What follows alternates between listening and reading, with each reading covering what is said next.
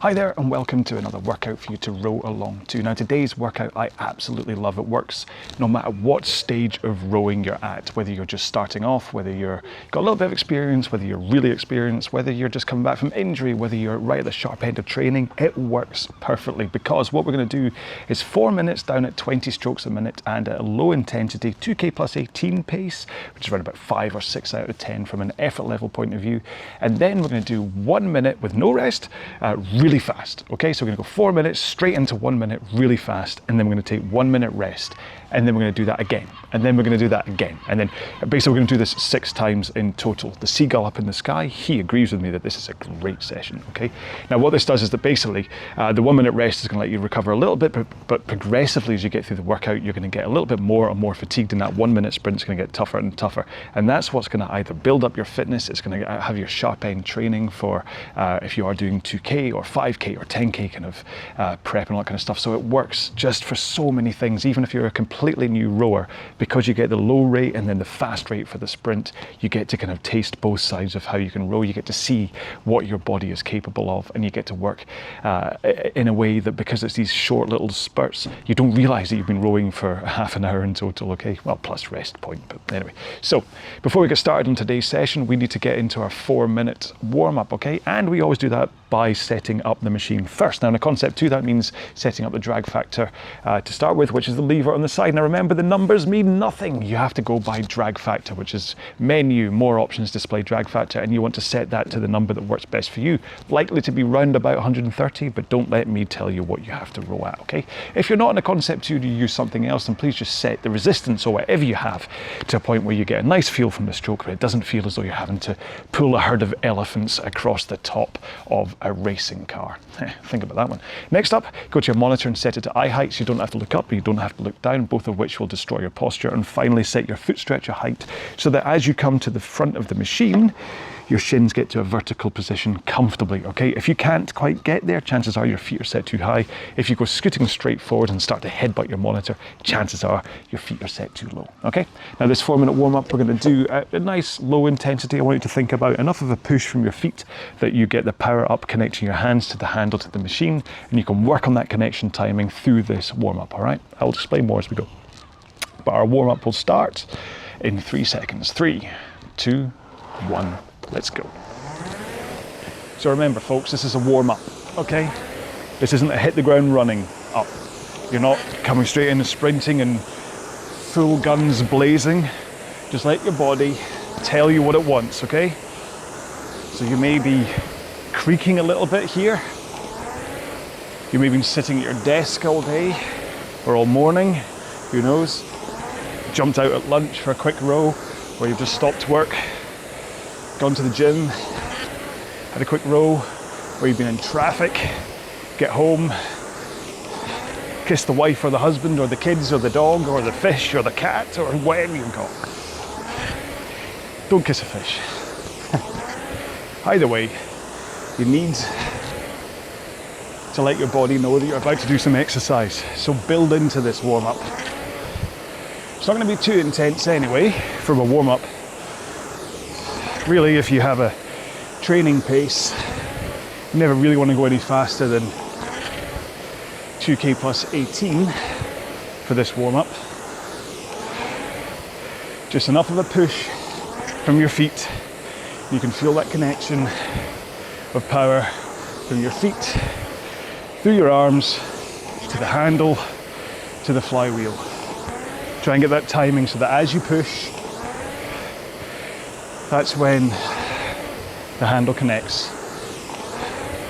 And when you get it right, you'll likely see your pace go 1 or 2 seconds faster. Right, so in a few strokes time, we're going to put one foot on the ground and then continue to row, which will hopefully help with your flexibility and your technique. So one more stroke here. Take a foot out, put it on the ground, continue rowing. Now you're still giving a good old push from the leg that's still strapped in here. Push. And you also want to make sure that you're not over reaching into the front of the machine as you can when you've only got one leg strapped in. One more. Swap feet. Because after all, what you're looking for is to come forwards and tilt forwards to a 1 o'clock lean or tilt. Then hold it, drive with the legs, and then finish in that backwards 11 o'clock lean. That tilt from forwards to backwards is so important. One more here. Let's put both feet in, legs straight, roll with your back and arms. Now this drill here is really important, not only as a vital part of your rowing technique, but it also really reveals any back issues. If you have any lower back tweaks, this will reveal them and let you know that either you have to take it easy or do something else today. Okay, let's go to the front of the machine, arms straight, forward tilt, press out with your legs. So try and hold that forward tilt. Even as you come into a finish, just think about always being forwards, and you're just working on the connection from your feet up into your hands and holding that forward lean as you drive. Shall we do one more? Let's. Oh. Alrighty then. That's the warm up finished. Keep on moving up and down the rail to keep your body moving, have a quick drink. And then after the splash card and a quick recap, we'll get into today's row. Okay then, so just as a quick reminder, what we're doing is 4 minutes at 20 strokes a minute and 2k plus 18 pace, which is around about 5 or 6 out of 10 effort. Then we can go instantly into 1 minute fast, okay? Stroke rate goes up, pace goes up. Then you get 1 minute rest, then you do it again, and you do all of that a total of 6 times to make up half hour's worth of work, but it's gonna be a good old row. It's gonna yeah, it's gonna be a good old row. There's no real hyperbole, yeah, that I can put into that. Oh, I should really think about my words before I say them. Hyperbole. Right, word has lost all meaning now, so let's start rowing. So our first 4 minutes is gonna be at 20 strokes a minute and at around about 2k plus 18 pace, okay? Here we go then in 3, 2, 1, let's go. Now, you will notice that loads of my workouts are 20 strokes a minute or 24 strokes a minute, and that really is because it's much easier for me to do this stroke rate because I can just look at the counter on the clock and count down in 3-second chunks at 20 strokes a minute, and that way I'm not wasting brain space and I can keep on talking to you. Right, hopefully you've hit your rhythm by now and your pace. Remember, on the YouTube videos, you'll literally just have to row along with me, watch me, and then follow me for stroke rate. On a podcast version, you should be able to hear the whoosh of my flywheel. And that's your clue, or your cue clue for staying in sync with me and keeping your stroke rate to 20. But no matter how you're staying in sync, it's important that you're making sure that the drive phase is twice as fast as your recovery. So for 20 strokes a minute, that's 3 seconds per stroke. That's easily broken down into 1 second drive to recover. Okay? And it's nice and fluid. You're not jerking through the stroke. A nice, load it up, powerful push of the legs, and then get those arms away to trigger a nice, smooth recovery. And that's a real overview of technique as far as stroke rate is concerned, but obviously there's lots more to cover, which I'll talk about through this row, but I don't want to just launch straight into technique chat and make it a very dry video. So that's why I'm also taking a moment to talk to you, to let you think about what I've just said.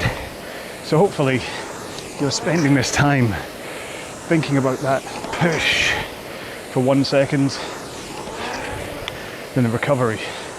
So, and 1, 2, 3, 1, 2, 3. Kind of like a very weird tango. Always said it should feel like you're dancing with a machine. Now, the important thing to take from this is the push of the feet.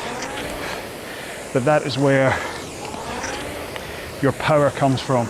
So in 15 seconds time, as we go to our first 1 minute, you will push harder with the feet, the legs. One more stroke. Let's get that pace up. So push harder. You'll then feel the tension of your hands bracing on the handle will increase, but it's okay because your stroke rate is higher and your pace is higher. The flywheel is moving faster, so all you're really doing is picking up and maintaining that increase. So it shouldn't feel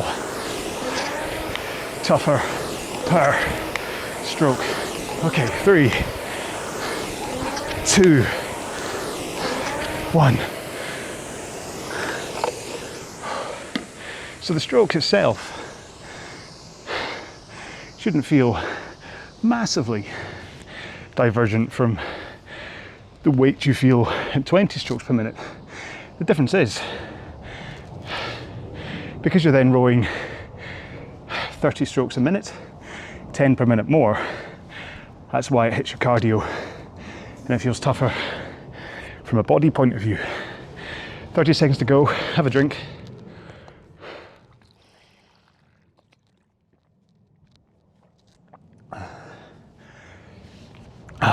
20 seconds. I've got grass in my feet. 10 seconds to go. Get yourself strapped in. Make sure you're happy.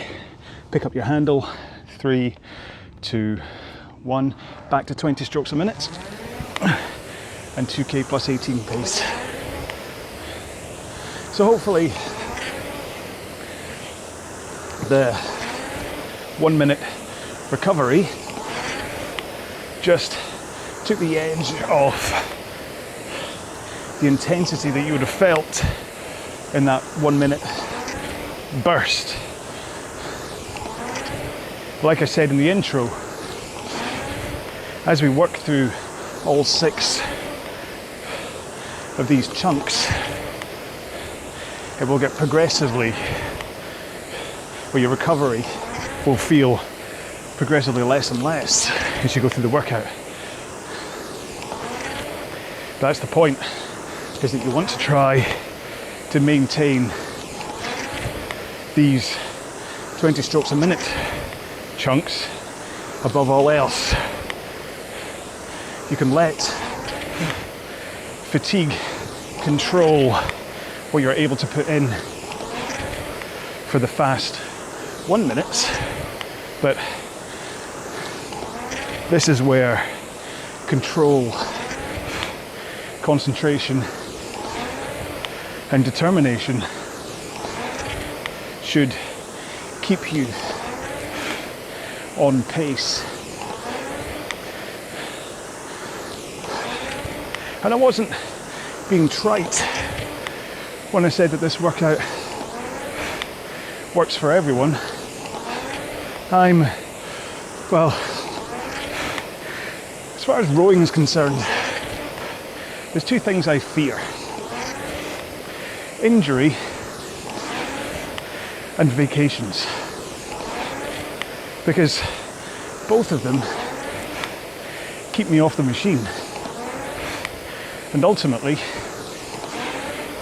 lead to a period of, what do you call it, recovery? Reconstitution? I don't know. Rehabilitation? But basically, for every week I'm off the machine for, it takes me about 2 weeks to get back to where I was before I left it. And unfortunately, at the beginning of, well, let's just say 6 weeks ago, I damaged my back, my SI joint, and had to take 3 weeks off from proper training.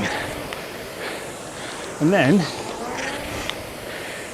even though I managed 3 or 4 sessions, I then went on vacation for 2 weeks.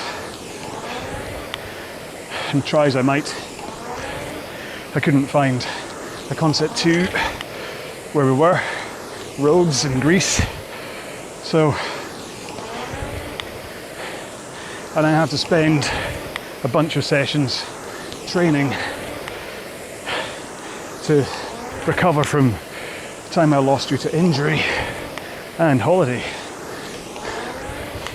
But both of them have their advantages, which I'll discuss in the next 4-minute chunk. But we've got our next 1 minute after this one. You ready? And let's go. So push harder with the feet. Keep those arms straight as you do so, to let that power come from your legs into the machine. Try to avoid fighting the flywheel by pulling too soon, okay? If you grab to fight the flywheel with your arms, you're losing masses of power from your legs. Almost there, 10 seconds. 3, 2, 1.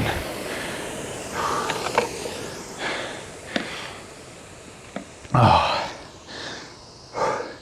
And I know it's tempting to say that it works when I pull with my upper body, but it's massively inefficient. Your legs are much stronger, so you really should use them and your upper body. Trust me. Drink.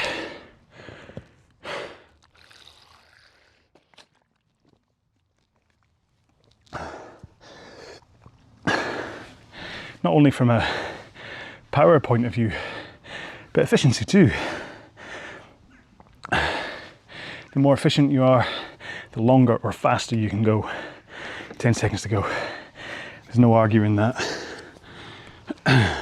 5, 4, 3, 2, 1, go.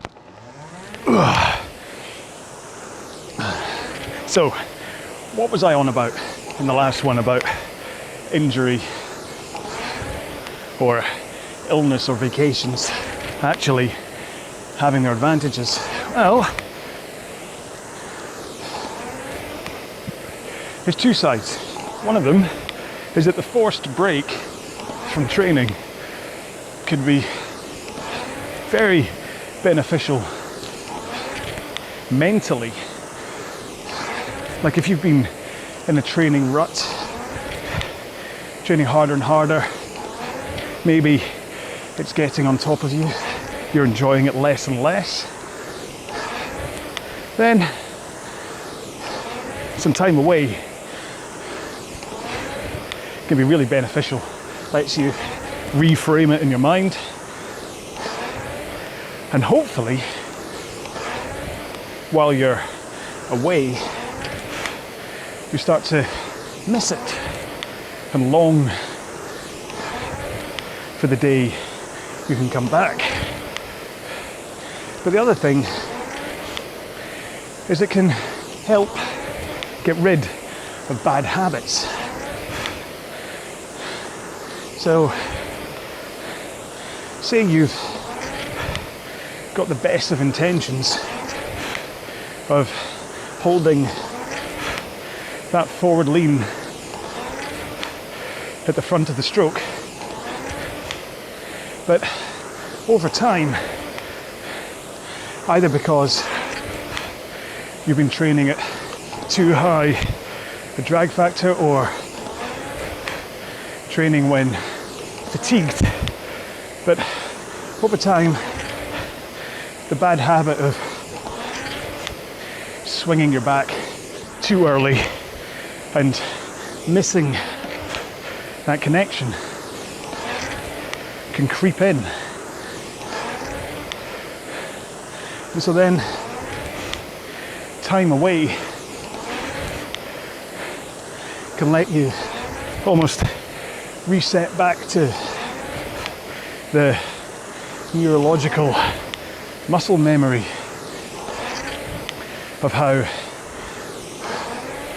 your core technique should be, or it gives you a chance to consciously think about it.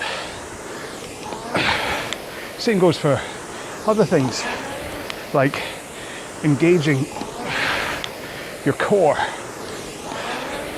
as you push into the machine. It's really easy to go soggy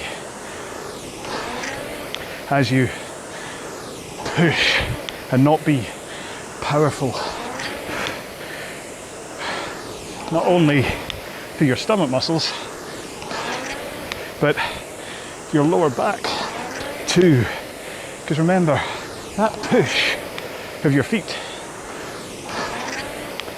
will only travel effectively through your body and into your arms if you give it a stable, solid conduit through your core. Okay, a few more strokes.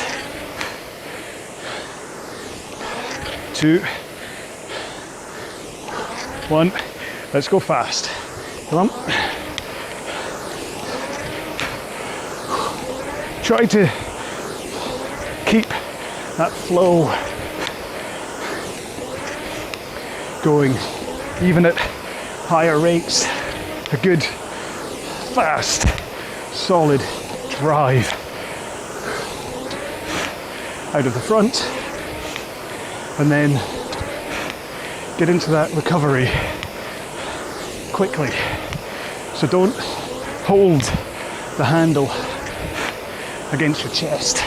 Let it come instantly away, almost like it bounces away from your chest. Okay, 10 seconds. 3, 2, 1.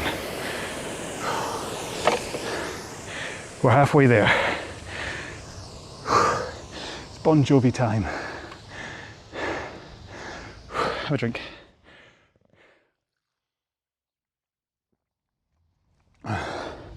I'm like Pavlov's dog now. Every time somebody says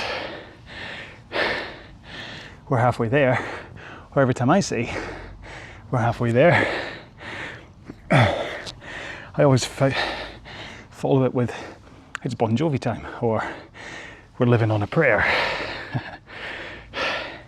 If a joke's worth doing, it's worth doing several times. At least that's the dad joke point of view anyway. All right, 6 seconds to go. 5, 4, 3, 2, 1, let's go. So back to 20 strokes a minute again. Remember, 1 second drive, 2 seconds recover. And it's nice and fluid. Like I was saying in the fast minute just then, it's all about flow. You get that handle away. There should never really be a point when you are stopped when you're rowing. There's a transition point at the front of the machine as you roll in and then push with your feet, that maybe for a tenth of a second you'll be stopped for. But ideally you want to go instant. Just come in and turn it around with no pause. But more important is what I see a lot of rowers do that is incorrect from a proper row point of view, which is holding the handle against the chest at the back of the stroke. So you'll see people going and then forwards and then forwards, but that robs you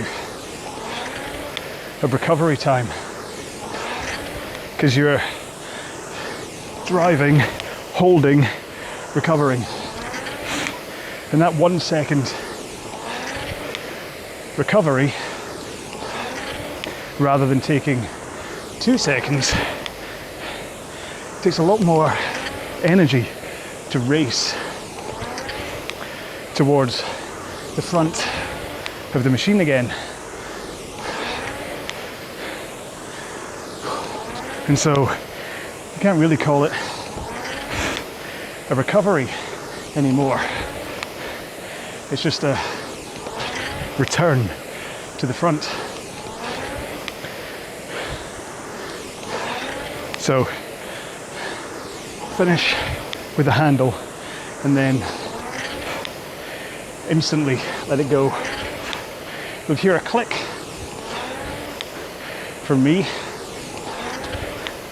and that's my heart rate monitor.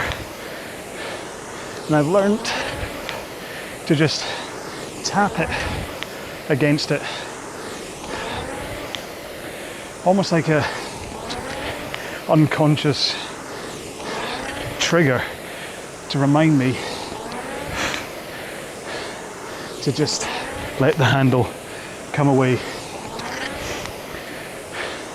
So it's just in, out, same pace you pull in at,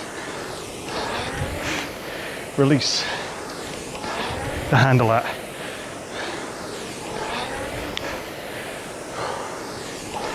It's like lightsabers. You go vroom vroom, vroom vroom.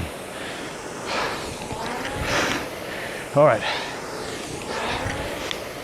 3 more strokes, 2 more,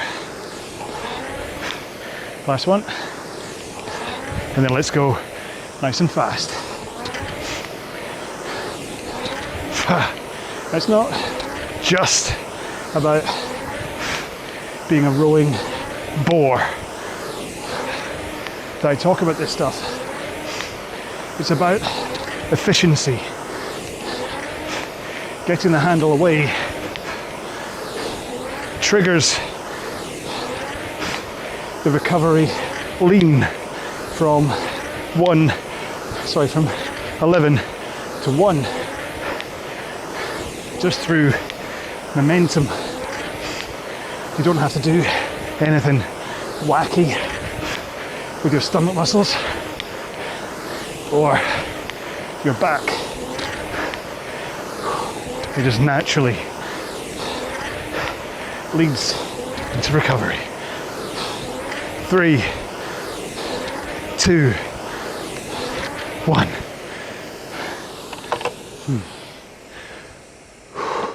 Like I said, one of the earlier intervals, as much as I don't want you to actually ease off in these 1 minute sprints,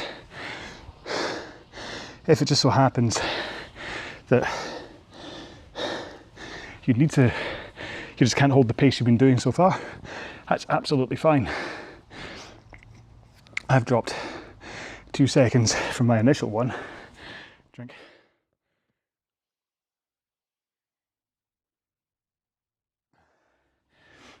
The important thing is that you can hold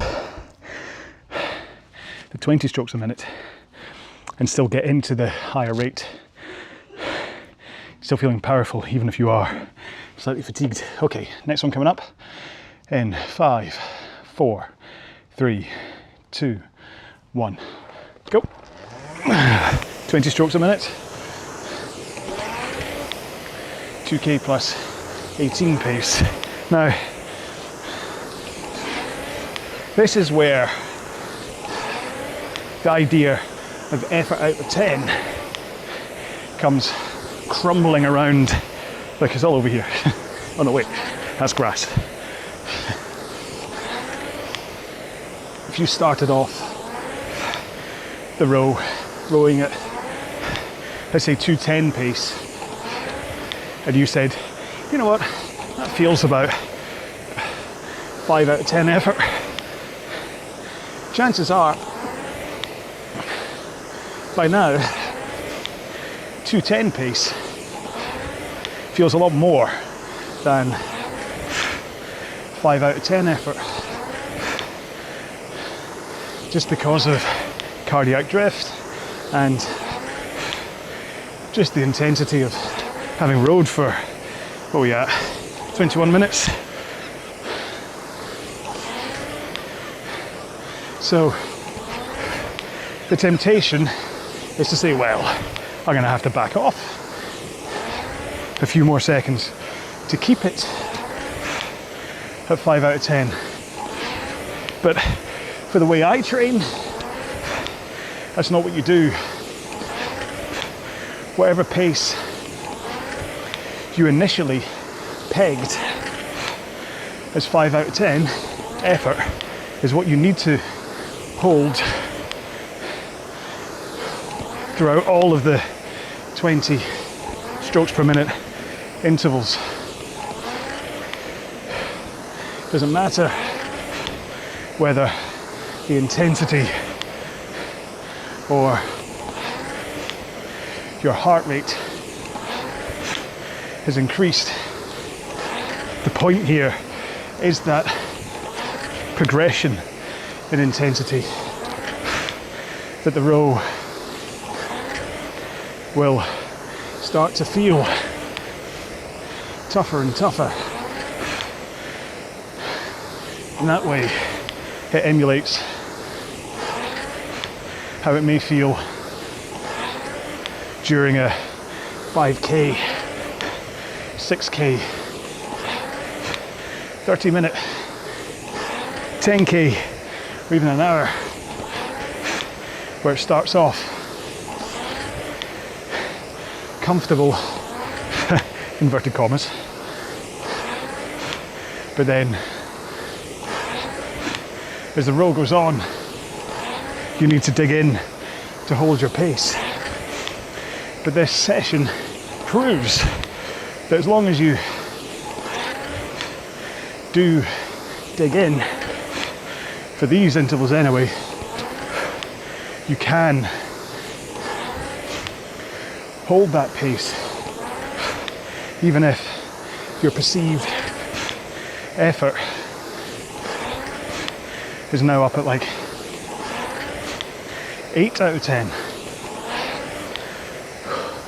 which again plays into that idea of it's for everybody, whether you're experienced or a beginner. The feeling will be the same. It's just the pace you're rowing at is different. Okay, 2, one more stroke, and let's go fast. Now, I'm not really spoken about the handle, so make sure your fingers are hooked over the top of the handle, and it also makes biomechanical sense to have your thumbs under the handle, maybe lightly touching your index finger, but not a death grip. Fingers are hooked over. Okay. 2, 1. So what you're looking for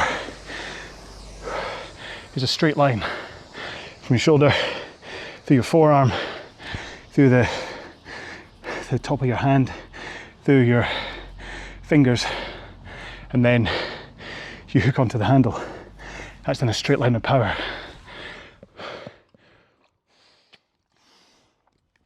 If you grasp, see how that part there, suddenly at an angle, you've lost that straight line and that distance, to be honest. And the thumb on top shifts from there to there. It kind of goes, takes a bit of a detour to get to your hand.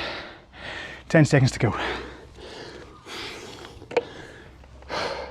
5, 4, 3, 2, 1, go. And so quite often when you hear about people with either golfer's elbow or tennis elbow, it's either because they are grabbing from the front like this, which puts the force right down into the elbow, or, oh, hang on, that made me go slow, or with the thumb on top, it puts it into that angle and then gives you golfer's elbow. So if you can hook your fingers over the handle, thumbs underneath, and make sure to hang with those straight arms and the forward lean as you push your feet into the machine. It then only comes down to here as you pull here the handle into your chest around about sternum height. That's the last place you have to think of what you're doing. And I prefer elbows to go through your sides, maybe a slight outward flare, but certainly not chicken wings, okay? That puts the force right up into your delts rather than your lats, which are much, much bigger. and designed to take the force and add in power. So the point of a slight outward flare is that it helps keep your wrists flat, so you still have that straight line of power, rather than finishing with bunny hands or motorbike hands. Drop pace again. I felt my wrist do a giant crack as I was doing that. And quickly back to the whole injury and holiday thing. What I find that slips for me is the timing into the front of the machine. Remember I said about coming in and turn it around? That's what slips for me. So really take it nice and controlled, coming forwards, and then blast out the front with as short a pause as possible. One more stroke. Blast fast. Here we go. Last one. What can you give it? Even if you look at your stroke rate and count down, close your eyes and just row to the finish. I'll tell you when we're done that try to put everything in there. Imagine you are sprinting your 2K or your 4-minute 5K, 6K, half hour, 3, 2, 1. Oh.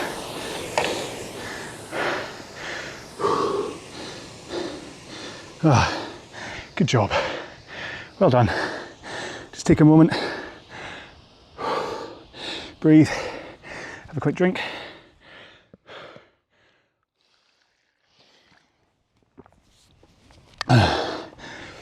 And I will quickly load in 2-minute cool down. There we go. Okay, my heart rate's still up at like 85% of max. I'll let it come down another 5 beats. There we go, right. So cool down is much like the warm up. Hit a point where you can feel yourself gradually getting easier instead of harder. In 3, 2, 1. Oh, nice of the sun to go in for the cool down. I think the last 2 main sets I could really have done with it going in. Oh, hang on.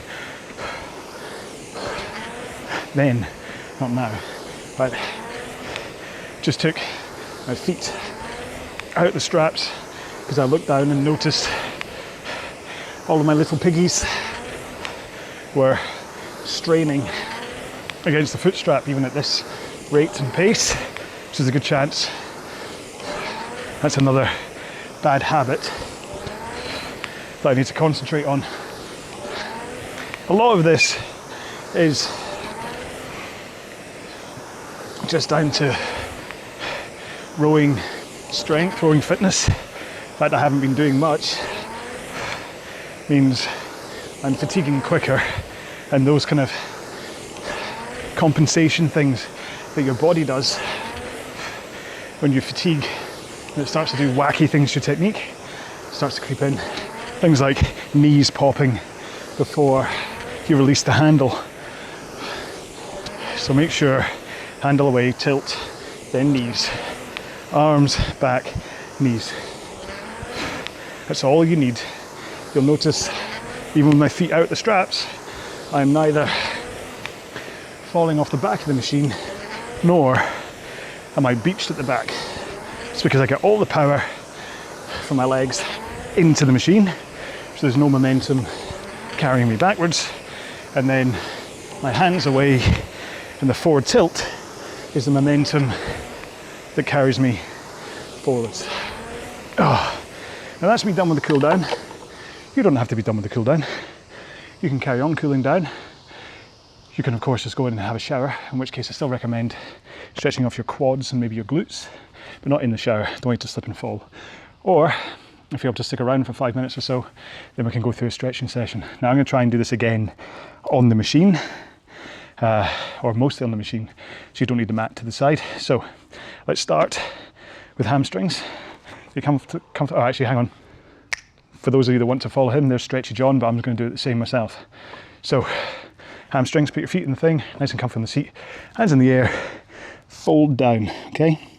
Now depending on what you do with your feet, it's going to adjust where you feel the stretch.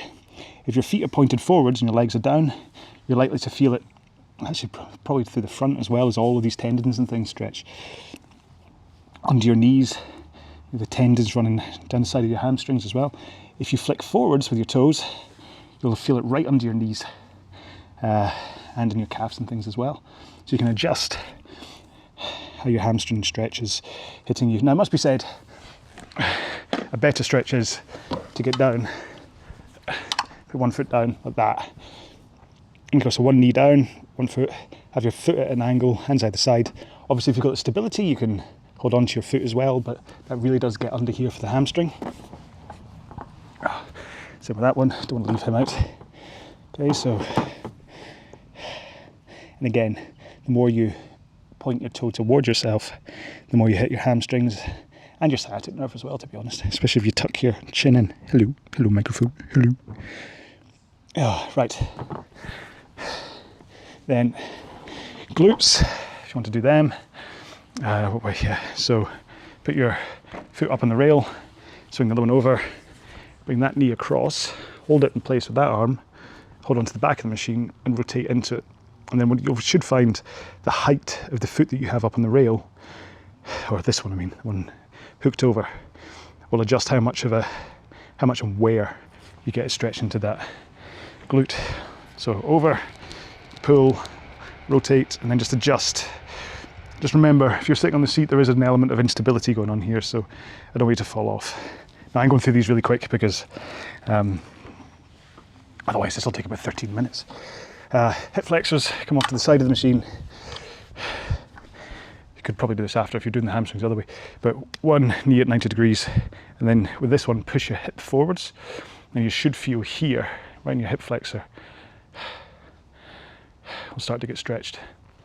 If you start to feel it's your quad more than your hip flexor, then maybe move that foot forward a bit so you can get your hip pushing at a slightly different angle, and hopefully that'll hit your hip flexor rather than your quad, because we're going to do the quads next. So again, come in, push the hip forward. I can certainly feel that that's more into my quad than it is my hips. There we go. Now I can feel right at the top of the hips. And of course for rowing, our hip flexors do take a beating.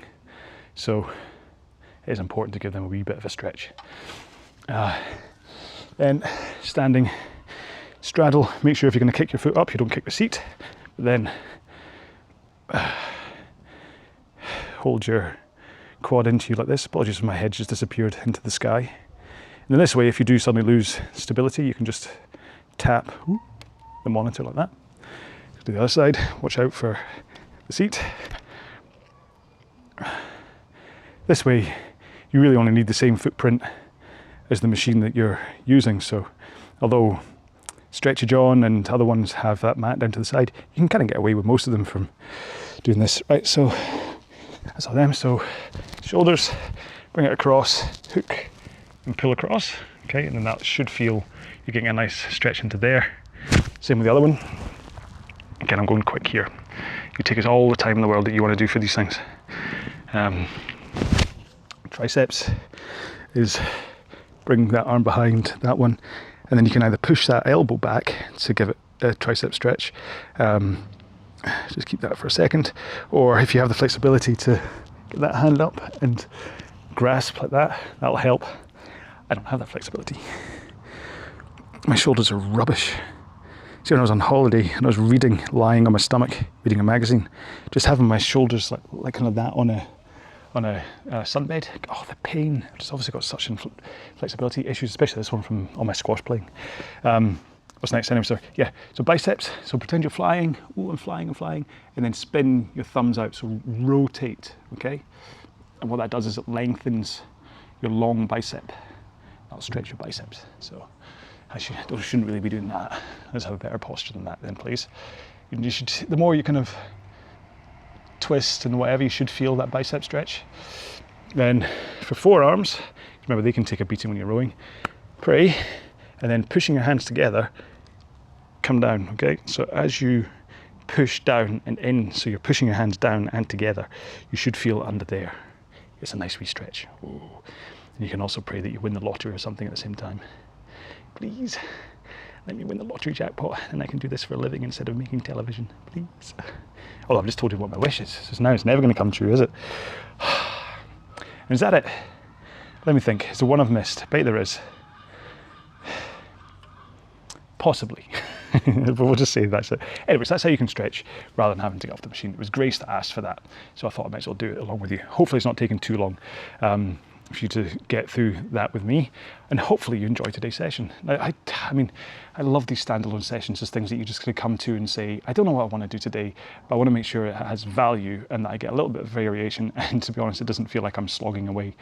And this one has that. Although you can look at these and you go, oh, I've got 6 of these to do, because it's just 4 minutes, 1 minute, 4 minutes, 1 minute. You never really attach on to the fact that it's half hour's worth of rowing. It's only ever 4 minutes at most.